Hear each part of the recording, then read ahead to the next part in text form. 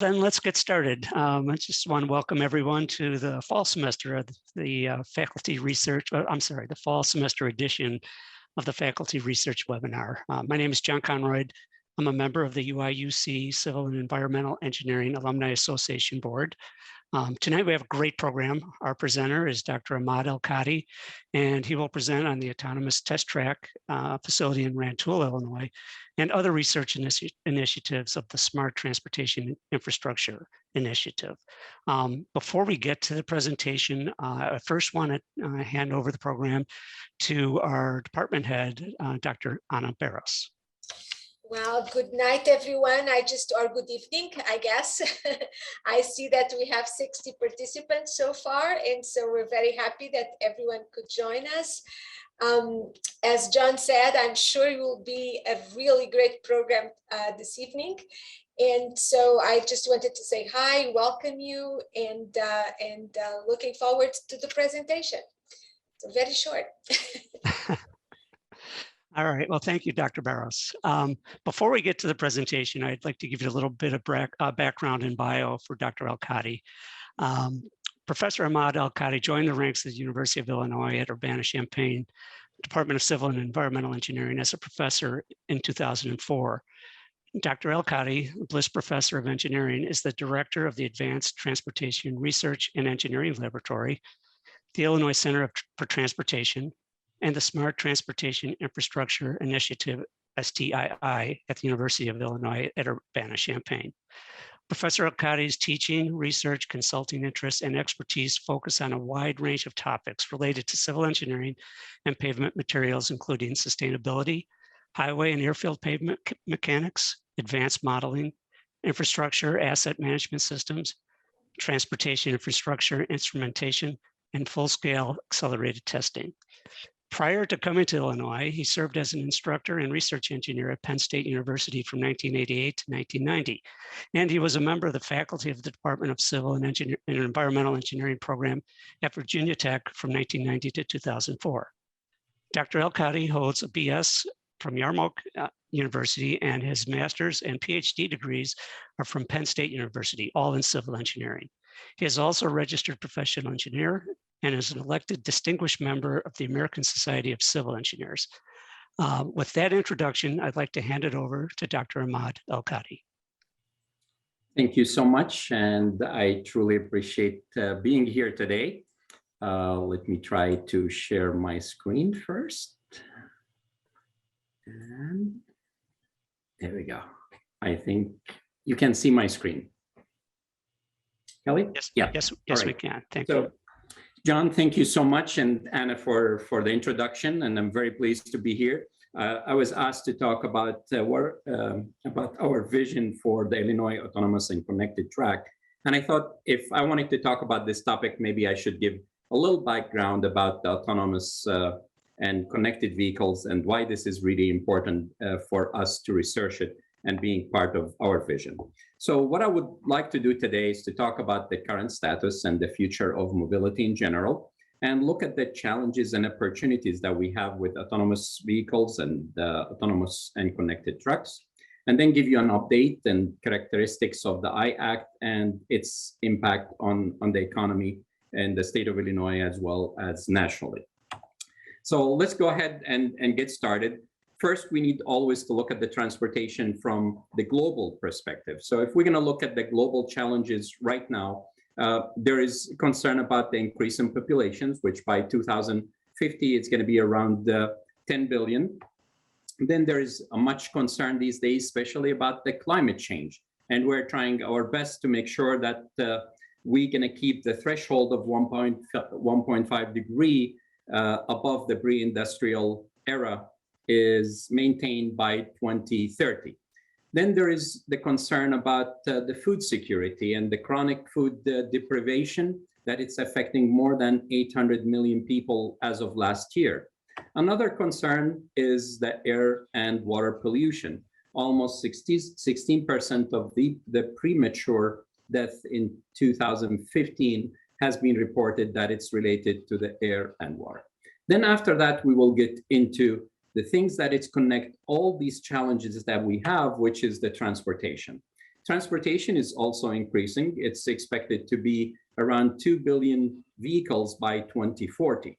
But the most important thing here is that the transportation or mobility in general plays a very important role in the GDP for any country. In the United States, it's usually around 9%. And it's very important for all the activities that we do in daily basis, such as health, education, goods and services, going to the market, even travel for leisure or work. So transportation is really a key here, given also that it's impacting the climate change significantly. 29% of the greenhouse gases is coming from transportation. But there are three things that worries most of the people who are working with transportation. The first thing is safety. Every 5 seconds, there is an accident that somebody gets injured or killed because of these accidents.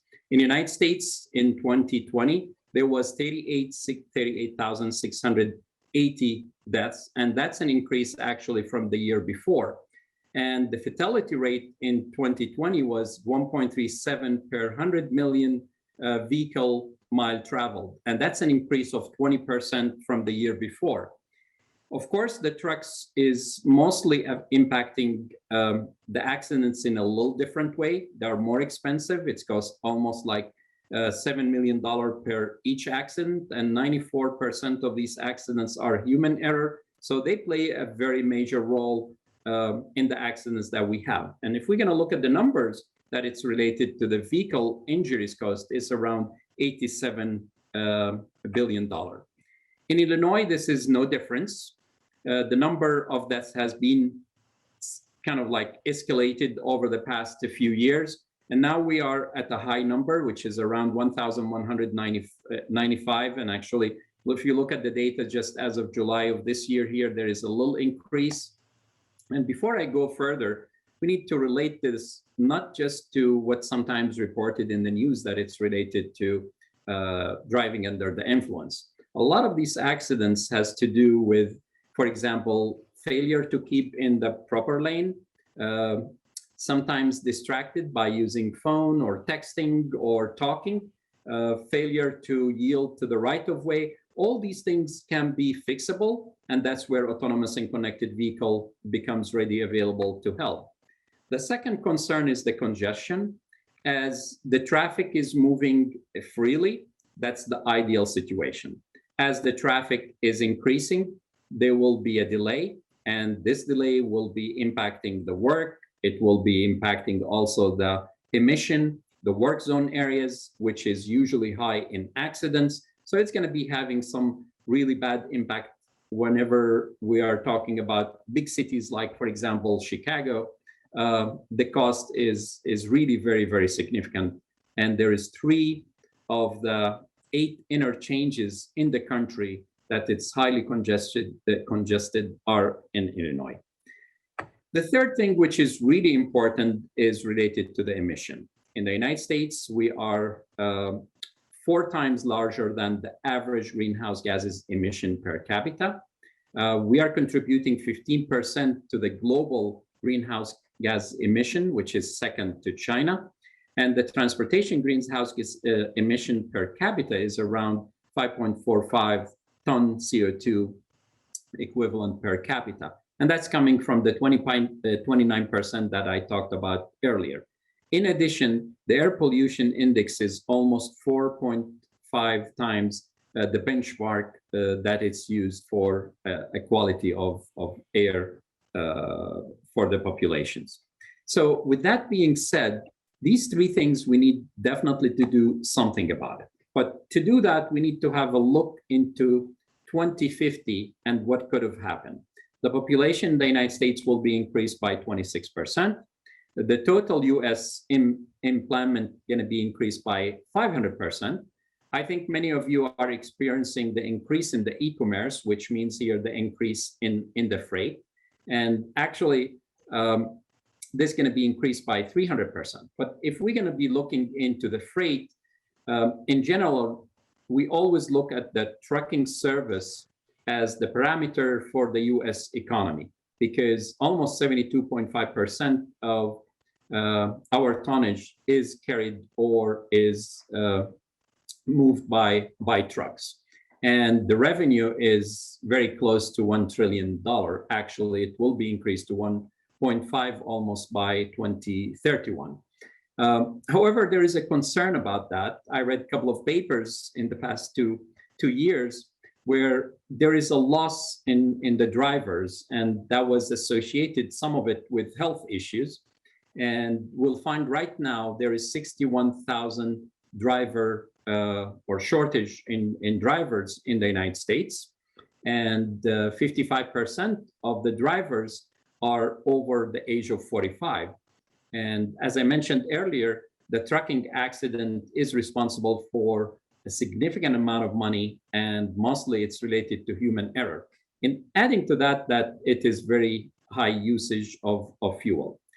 In addition, it's very well related to the congestion. So if you look in the state of Illinois, for every 7 cars, there is a truck in our interstate highway system. And some of the interstate highway systems, they have like 30,000 trucks per day.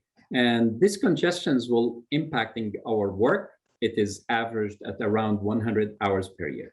Then we have another problem, which is more people are moving to the urban areas at the expense of the loss into the rural area. So there is a significant increase in the United States by almost 39% at the expense of the rural area. All this now will add to increasing the demand on our highway system, and they're going to be less capacity to take in all these trucks. Now, this is bring us into the idea of the need for the autonomous and connected vehicles and trucks. And that will address the 3 problems, or trying to address the 3 problems that I talked about, which is simply the safety, the congestion, as well as the emission. Now, just to give you a little background, in 1948, that's when the cruise control has been introduced. And between that and almost 15 years ago, there isn't much happening in the vehicle development, let's say, very minimal. In the past, maybe 10 to 15 years, the advancement in the transportation may be one of the fastest in the technology. There's a lot of advancements in the transportation. And now it's coming to the point that everybody's thinking about the connection and the autonomy in the vehicles, which means here that the vehicle is going to be connected vehicle to vehicle, vehicle to the surrounding infrastructure, and vehicles to everything. There's many advantages for this. We can just name a few, such as that will give us efficient movement of emergency responses. Ultimately, that will take over the signal, the traffic signals and the traffic control that we have, because the vehicle is going to be communicating between each other and they yield to each other accordingly. And that will allow us also to do infrastructure assessment monitoring. Now, if we look at the market for this, it appears right now that it's in the range of 54 billion, but it's expected in the next 10 years to raise to almost $2 trillion, which is at a growth of 40%. Of course, I can say here that not many who are involved in this business, they are making money or whatever, but that's where it started to evolve, and the revenue will start coming. To make sure that we're all on the same page here, there is levels for the automation and connection. The first one is which called the driver assistant, where you have a cruise control and the blind side and so on. The second one, which is the partial, where you are trying to be on the same lane, and it will warn you if you are getting off your lane. I mean, you see that in your cars sometimes, that you would say, hey, you need a cup of coffee. The third one, which is the conditional, which will allow you to drive the car, which the car can drive for a specific period of time, but you still needs to be in control. And that's the one that maybe Tesla has and these kind of cars. So if you look between level 2 and 3, or even including level 1, the focus here is the communications between the vehicle and also the surrounding, which is the infrastructure, but the whole purpose is the safety. As we are moving into level 4 and level 5, that's where we start getting into the automation. So level 4, it's like the pilot in the airplane, which the airplane is going to be there, but you must be in that seat, and you will be taking over at any time that it's needed, like during the landing or taking off. So in this way here, you have some kind of like connections with the surrounding. Number 5 is where you have everything is controlled by the vehicle. So between number 4 and 5, that's where we are focusing on the efficiency. In order to make sure that we have this kind of connections, collect the right data, and communicating, you need definitely to have a very fast and a good connection. And that's why the 5G is very important as we're moving into the autonomous and connected vehicle. Please remember that safety and environment intelligence must be built as part of the conceptual design that it's going on. Now, as we are integrated this system here, there's few things that we need to keep in mind, which I mentioned earlier. First is the safety. The whole idea is to reduce the number of accidents. And with that, they're going to be significant saving, of course. And it was reported that the insurance cost will be less, for example. The logistics, we all felt the problems when the logistics kind of delayed, and how much of like equipment parts or some of the stuff that you ordered is delayed because of the issues that we have with the logistics. So if we have a better logistics, that will be minimizing the traffic congestion. And the third one, which is the freight, which is very important here, if we can optimize the freight through platooning, for example, that will be impacting the economy significantly. And most importantly is the society. So as we are also integrated the autonomous and connected vehicles into the mobility system, they got to be a transformative benefits that can promote the social equity as we're moving forward. So let's touch on the safety. The safety, we need to make sure that there is a requirement, there is instruments and sensors that it's embedded in the highway or the roadway or the bridges that will help us in getting the safety that is needed. So we're going to be having some sensors that it's going to guide us. These sensors, they should be working in the different inclement weathers. And one of our colleagues now, Jeff Raisler, he's working on a project that we have with the University of Michigan and their CCAT, where they are trying to develop some sensors that will allow us to drive and get the guidance during, for example, snow. Most importantly is the cybersecurity. I mean, the data that is going to be transferred between the car and the network, it must be secure and safe, and that's really important. And also, the society must accept that. If we go through these steps, that's where the full autonomy can be achieved. Now, to reduce the congestions, some companies like Amazon, they are now having or planning to have what they refer to as the warehouses in the air. These warehouses will be providing the services or the goods here into drones, and the drones will be moving as you are getting, like, for example, this is the warehouse case, but in the cases where you have trucks, as the trucks is getting closer to the city, that's where the drones will be taking the trucks, which we call it the first and last mile of delivery.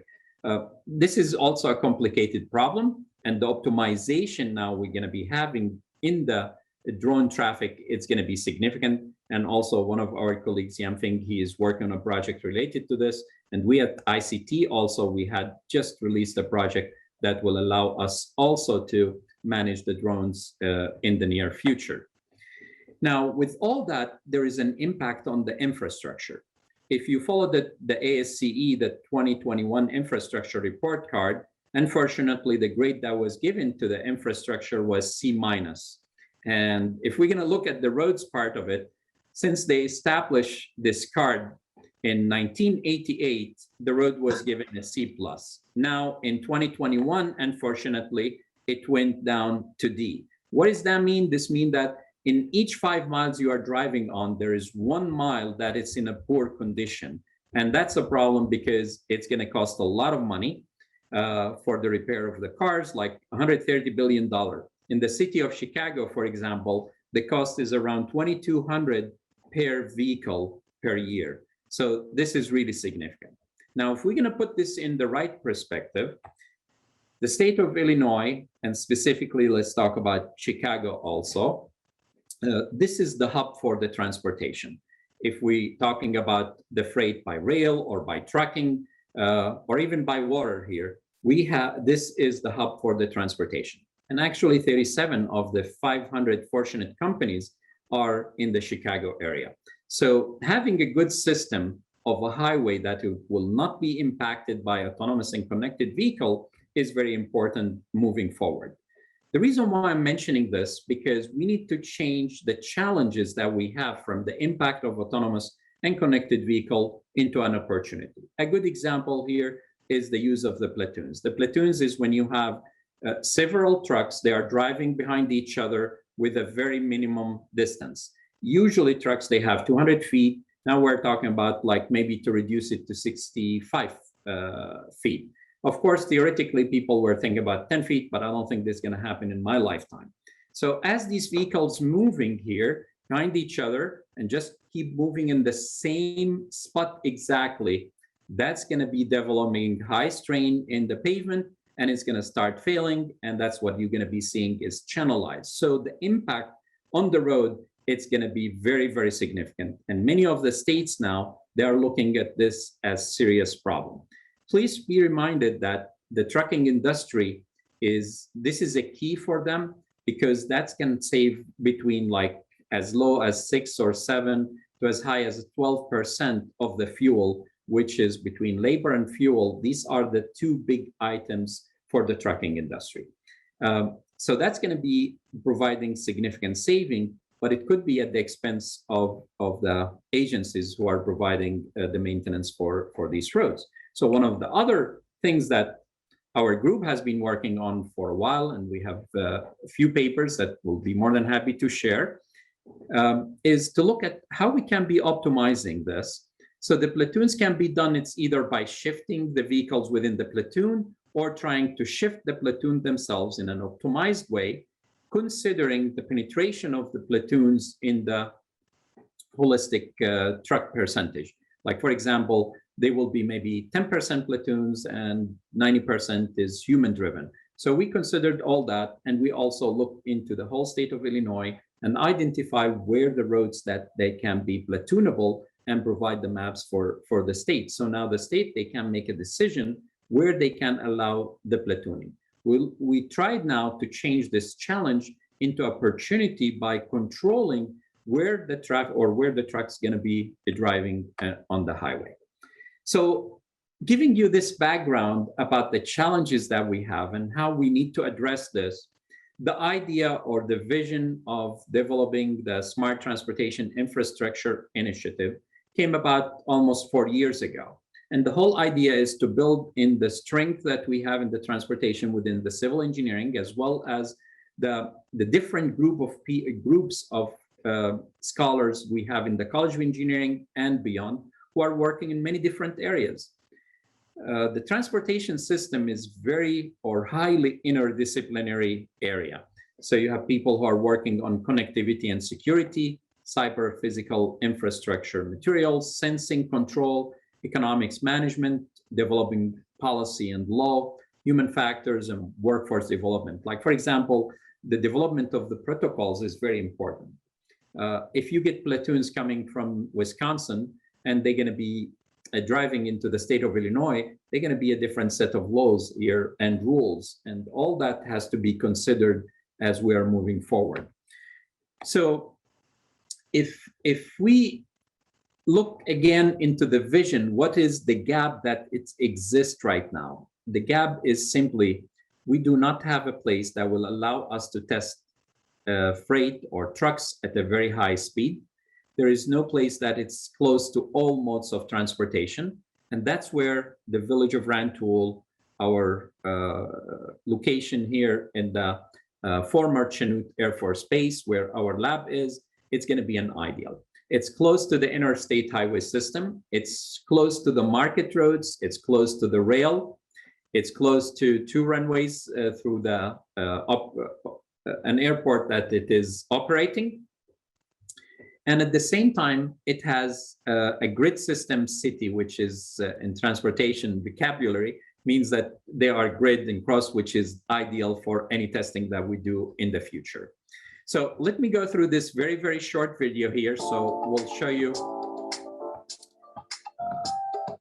Oops.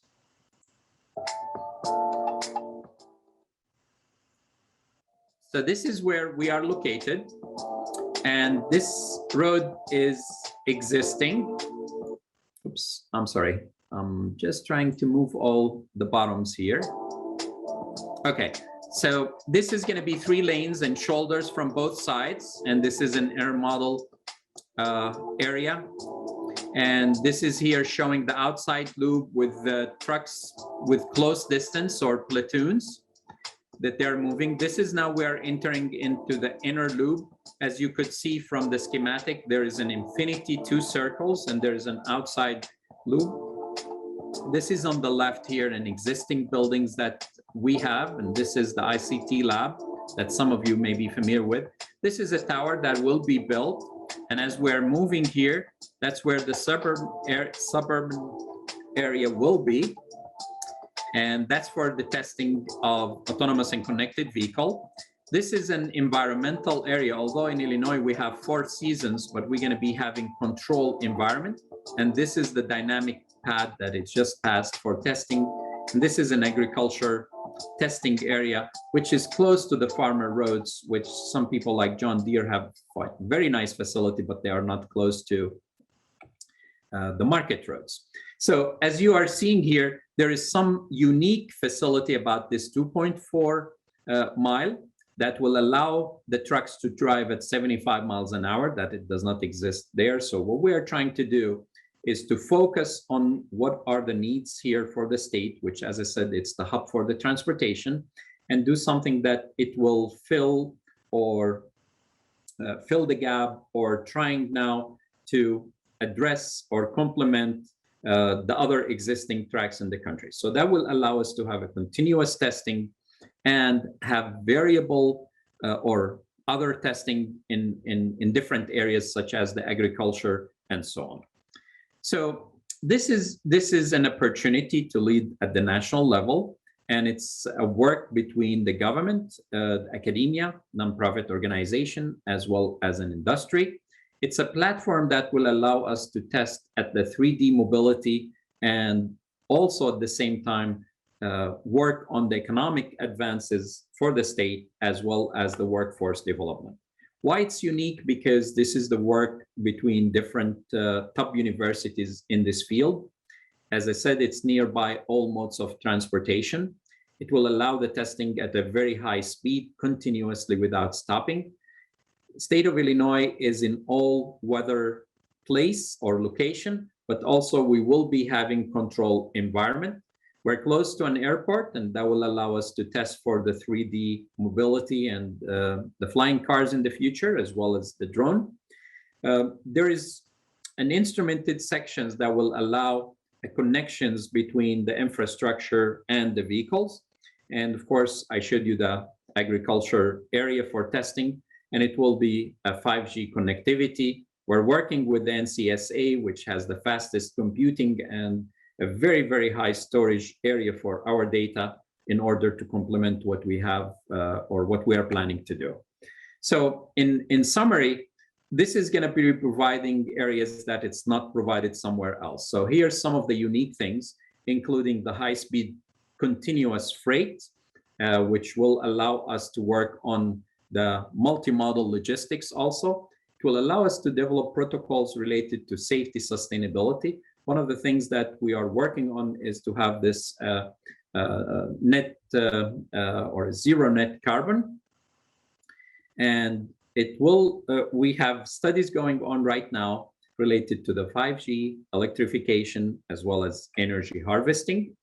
And we will have controlled as well as actual environmental condition.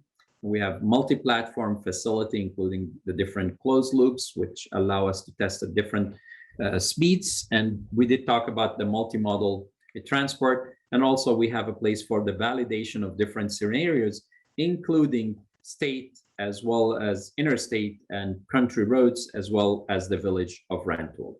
So where we are right now, we did receive 238 acres from the village of Rantoul. We are expecting that this will be at maybe around 500 acre, 450 to 500.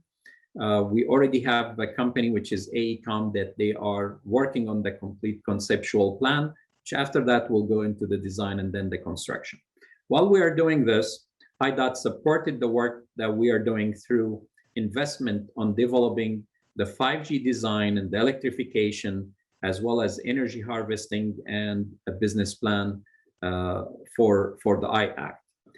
At the same time, the university has been invested in 3 areas, which is developing the conceptual plan. And also, we developed a plan where we funded already 8 projects, and we'll fund another 8, and then after another year, another 8. So total 24 projects for the new ideas for the I-Act.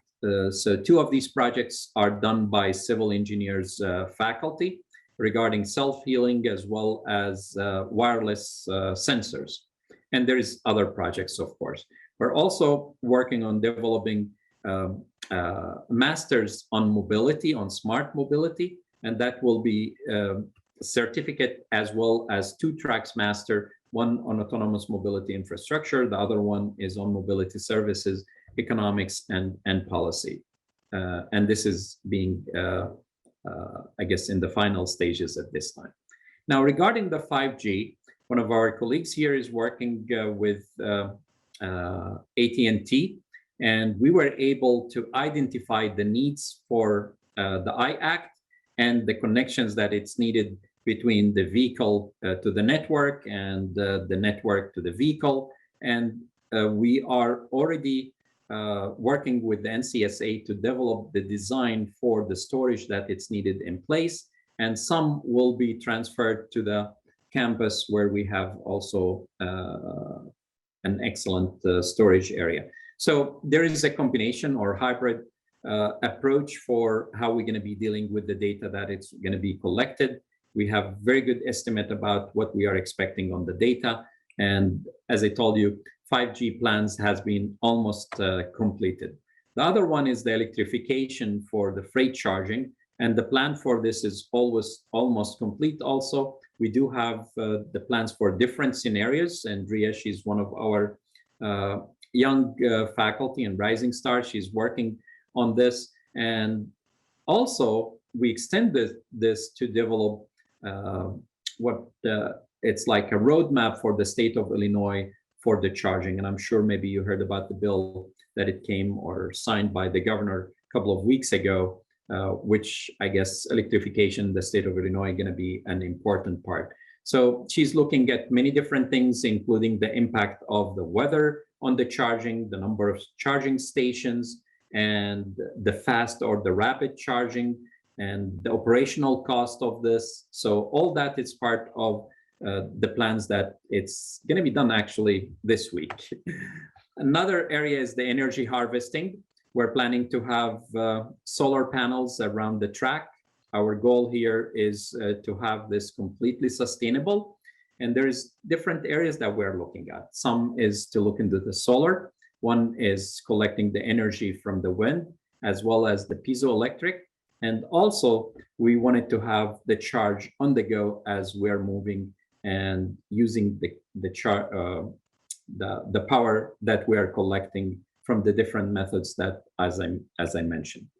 Another thing here, which is an interesting technique, and we have significant research in the area of the dynamic loading impact on the pavement. So we're trying to get advantage of this by using the dynamic powerless power transfer transmitter couplers, and transfer this power through inductive coupling from the road to the vehicle to store the energy. So this approach of the dynamic wireless power transfer will enable the receiver to be charged continuously while the vehicle is moving. So also, some of this energy will be generated as the truck is moving here, as you can see the impact of the dynamic loading on the road itself. One of the projects that we have also supported two of our young faculty actually, is to try to look into the self-healing material. The idea of the self-healing material, if a crack developed in the road, you will have capsules that it will release a healing agent. This healing agent will be polymerized and will just heal the crack. So this approach is being studied in order to be implemented as we are building the IACT. The other approach is to simply use the microvascular system, which is similar to the system that we have in our body. And this microvascular system will allow their healing to be in a repeatable way. Now, the most important thing is, will this be sustainable? I will not go through the details, but one of the most important things we did is to look at all the different tracks that we have in the country. And gosh, I think maybe we looked at maybe 25, and we looked at each one regardless how good or how bad, the characteristics, what they are delivering, and how this is working from an economic point of view. We looked at 3 of them, which is the most successful one. And we looked at it from the average, we looked at it from the low, and we looked at it from the high, and we came up with some numbers, how this can be sustained by itself in the future. But we thought we're not the expert. We don't have enough knowledge to develop all that, except the sustainability part, the economic sustainability. So we asked one of the colleagues in the agriculture and consumer and environmental sciences. He's specialized in developing economic studies. And he went ahead and he developed a report that's available. We'll be more than happy to share with anyone. It's publicly available. And he found that between now, 2021 and 2050, there will be an impact on the state economy close to $3.53 billion. And there will be a revenue of $483 million in taxes at the local, state, and federal. But the most important thing is the development of workforce, and that's expecting a development of 23,000 full-time jobs. So in general, this will allow us to champion safe, reliable, sustainable, and equitable integration, development, and the deployment of the connected and autonomous technology. The most important thing is not just the innovative approach that we're going to be developing here, but also to be able to implement that and develop the protocols that it's needed for the state in order to allow mixed vehicles, for example, or allow the platooning, as I mentioned, or at one point try to go without traffic signal. So there is a significant opportunities that we have right now, and we identified, we're working on this. And as I mentioned, there is a company who's putting the conceptual plan, and we're hoping that in 5 months that will be ready. In the next couple of months, we will be having town hall meetings where we're going to have one for the stakeholders and another one for researchers in order to have their input. Actually, as we speak, we have one of the projects to develop also a roadmap for mobility for or the autonomous and connected vehicles for the state of Illinois. So as you can see, there's many projects now. IDOT is really proactive in developing in this area. And we at ICT also, we are, I guess, promoting this with the help of IDOT to have more projects or more research that many people can be involved in to move this agenda forward. How people going to be involved in this? There is several ways to do that. The first is some of the companies who are concerned about social and economic impact for the country in general. These are the ones who are going to be founding member and sitting on the table in order to allow to make the decisions moving forward with the different research and agenda at the IACT. That's going to be a limited number, but these are what we refer to as the founding member. The other group is the group who are going to be doing performance testing, which is private entity provides products in order to develop it further, and people will, or researchers and scholars will do feasibility study for potential further development so they can commercialize and market that product. The other is to have a company working very closely with our researchers in order to develop a research topic that they work together as a team. The other is fundamental research. Stakeholders, agencies, companies, they will come and say, we want you to do this specific research for us. The small number that it might happen where there's completely confidential research that some of the companies they would like, to conduct in the future, where they wanted to do it themselves, we will be open, I guess, for some of that, for some of the companies in order to advance the innovation and the development moving forward. Where we are right now, we already got, I would say, half of the land, and we already know what we wanted to do, of course, and we have a plan that it is presented to AECOM to develop a complete conceptual plan, including the design of the buildings and so on. So we are at that stage right now. When they are done, we will go for the design, a complete design and the construction. We're expecting this to be done in a year and a half or to 2 years. And then after that, I guess in 1 year after that, that's when we're gonna have the track completed, and it will be ready, the outside track.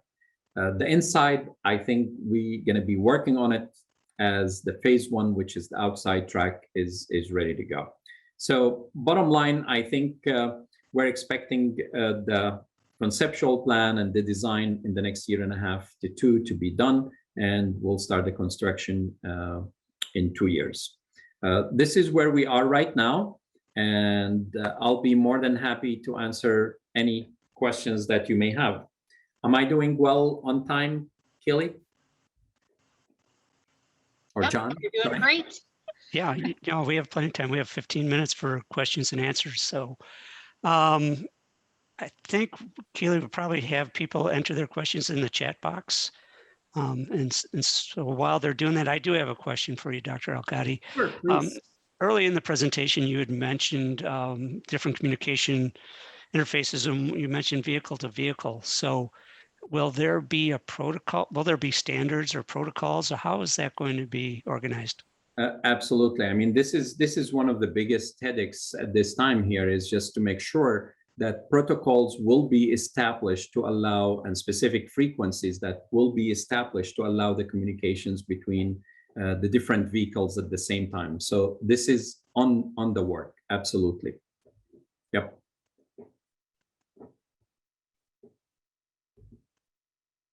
I don't know if there is a chat. Shall I read the questions, or John, would you like to moderate and read the questions? Your preference. I'll start. Bob Reiser has a question, and he's asking about, have you secured funding? The answer is yes and no. So let's maybe answer this very clearly. The cost for this, we did our own estimations, which I think it was a very, very good estimate. And this estimation is at $69 million. Maybe I can share that actually. Okay. If that's okay, I'll share this again. Let's see here.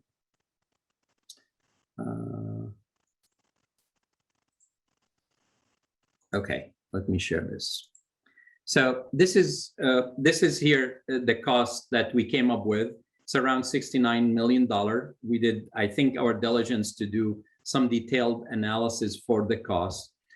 28 million is going to be going to the track itself. The cost of the land and the building that was signed by the village of Rantoul is estimated at $15 million, and now it's already signed by the village for us. The control center and the construction of the building, there will be 2 buildings, one for as a control center, offices, and the conference room, and another building it's going to be for the trucks and the equipment that we have there. That's estimated at $9 million. Instrumentation, as we are building, is at 7 million.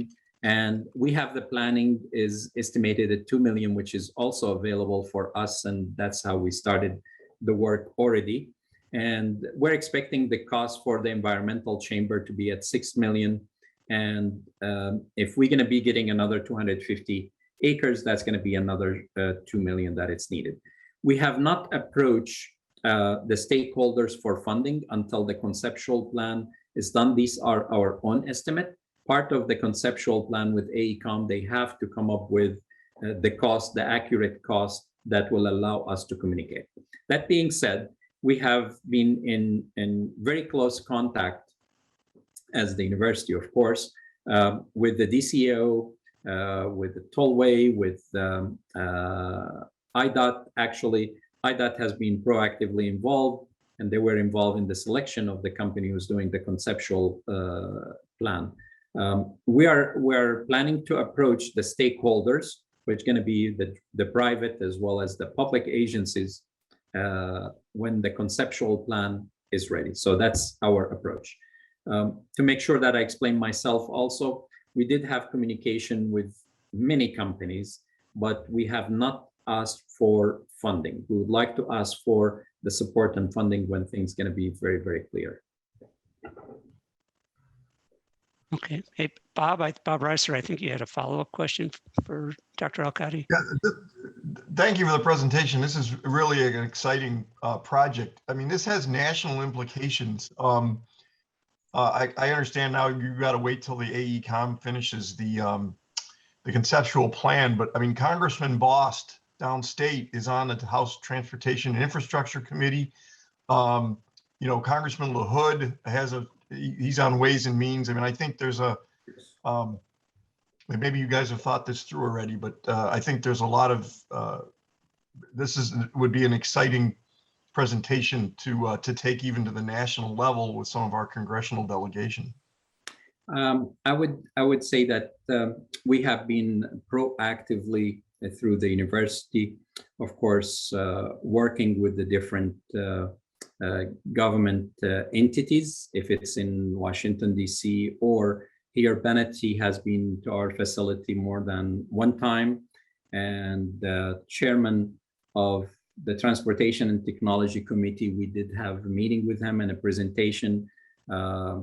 We did also present to Durbin, to Duckworth, to the senators. So they are familiar. And as I told you, we have really good support so far, but at least we did not make the ask, because with my limited experience, I would say that in government issues, I think that we should not make the ask unless we have all the documentation by a third party.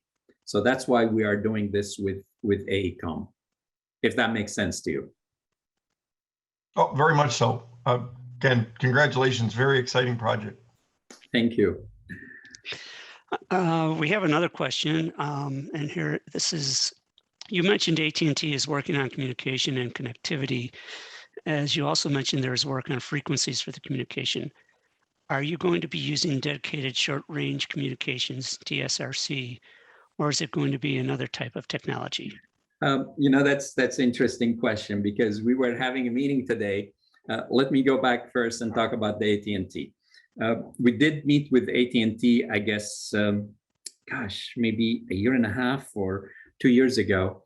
And it's interesting that one of our alumni worked there, and we started conversation.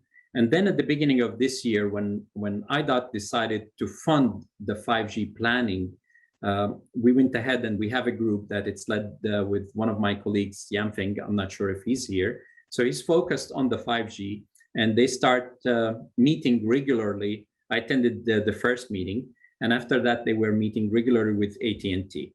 So the reason why I laughed a little bit, that today we have a meeting that talking about the energy harvesting, the electrification, as well as the 5G. And we made a decision that we're going with this, and we do not want to work with the DSRC at this time, because by the time we're building this, that's going to be kind of a little old-fashioned. So we're not That's a decision was made today, actually, that we don't want to do this. So that's why I laughed a little bit.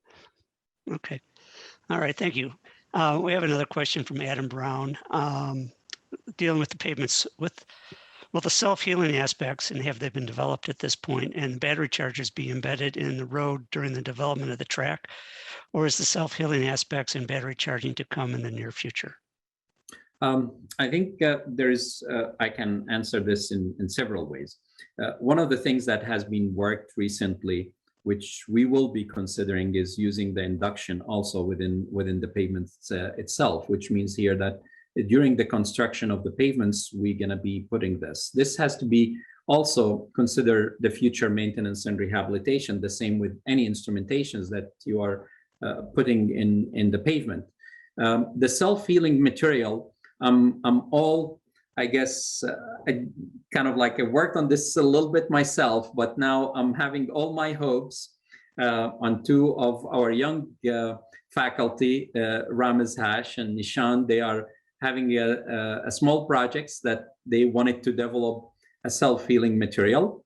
And of course, I will not forget some of our colleagues in material science who have been working also on this area. So honestly, the next few months will be very important for us to decide what are the materials that we're going to be testing there and putting there. We are in communication with both also industry, like the asphalt and concrete industry. I presented to both of them, and they are completely involved in the discussion, because we want to have innovative sections built in the road. And remember, we have 2.4 miles, and we have the 2 circles, and we have 3 lanes. We have so many areas to allow us to test. One thing that I did not talk because of the short, I guess, the limited time here, is we will be considering also in the middle of the roads, solar panels that will allow us to generate energy. So there is many good ideas that they are brought up. And at the end, we need just to sit down and decide what's going to go there. Okay. All right. We talked a couple of questions ago about AT&T. Are there other industry partners that you're working with? Yeah, as I mentioned, we did work with several companies like HERES, and I think if Angel is here, we made a big list of the different companies. We actually just 3-4 weeks ago, we put a big proposal for the federal government, and in that proposal, there's, I think, 6 or 7 industry. They were very supportive. So maybe what I should say is the following: we did meet with several, much more than several. We have a list of the companies that we talked to, as well as agencies. But again, now we're putting this on hold for a little bit until the conceptual plan is ready. Okay. So we can go with the proper ask, if that makes sense. Yes. All right. Yeah. I think our database, it has, maybe Angela should correct me, it has maybe at least 150. So we have, and we also work with our corporate, gosh, I forgot the name here, corporate relations. Is the University Corporate Relations, and they also communicated with several companies, and they put it in the LinkedIn, and we were visited with big companies like John Deere and so on. Yeah. Okay. All right. Great. Well, thank you. We're coming up on 6:26. I think we have time for maybe one more question. But if not, then we will thank everybody for their time. Dr. Al-Qadi, thank you for your time. This was a great presentation. Sure. So we look forward to be watching the news and watching the website for developments. So this is a really great initiative. So congratulations. Thank you so much. All right. Well, thank you, everyone. I appreciate you joining us, and we'll look forward to doing this again in the spring. So thank you. All right. Have a good night, everyone.